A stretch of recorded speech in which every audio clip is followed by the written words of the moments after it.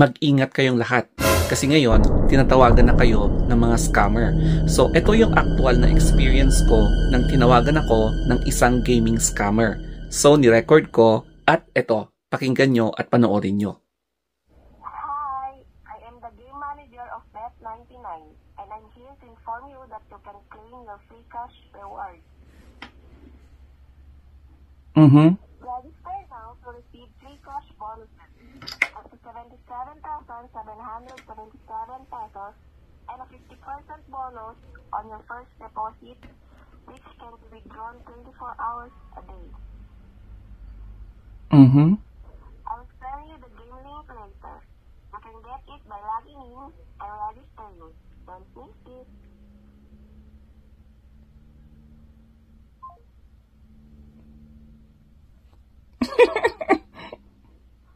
Nagtataka ako, paano nila nakuha yung number ko? Tsaka paano sila tumawag ng basta-basta na kahit sa anong oras na gusto nila. And hindi ko naman pinost yung number ko sa mga social media accounts ko. So, hindi ko alam kung paano nila ako na-istorbo sa ganong oras. Basing sa pagkakaintindi ko, nanalo daw ako ng pera na hindi ko naman alam kung saan ako naglaro o kaya kaimehan, no? And then, meron daw silang isesend na link na ikiklik ko via text. Pero yun nga lang, blinak ko yung number ko. Blinak ko yung number nila kasi alam na alam ko na scam yun.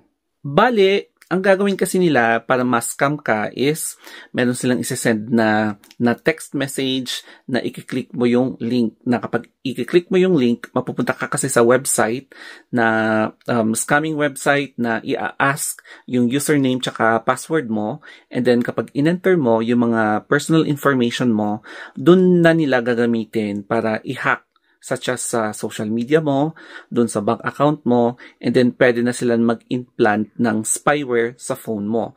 So, ang gagawin nila is, i-monitor nila yung mga pinupuntahan mong apps na i-enter yung username at password mo at kokopyahin nila, gagamitin nila yon para i-enter yung mga in-enter mong pinasukan mong apps and then i-hack tapos lilimasin kung ano yung pwede nilang malimas sa'yo. Kaya mag-ingat-ingat kayo sa mga ganitong klaseng modus na tinatawagan kayo o kaya sinesendan ka ng text message tapos inuutusan ka nilang i-click yung link dahil nanalo ka daw ng pera. Buti na lang, may mga napanood ako na videos na nagkaroon ng actual experience sa mga call scammer katulad nung tumawag sa akin. Wherein, na-discover nila na itong mga AI na to is, alam nila kapag yes ang sasabihin mo, kapag i-verify yung name, address mo, or phone number, isa-save yung personal information mo. Yes or no, mga ganon. Pero kapag sasabihin mo, hindi maiintindihan ng AI yon. So, kanina, ako ng kasi hindi maintindihan kung ano yung Kaya, nag-goodbye na lang siya, di ba?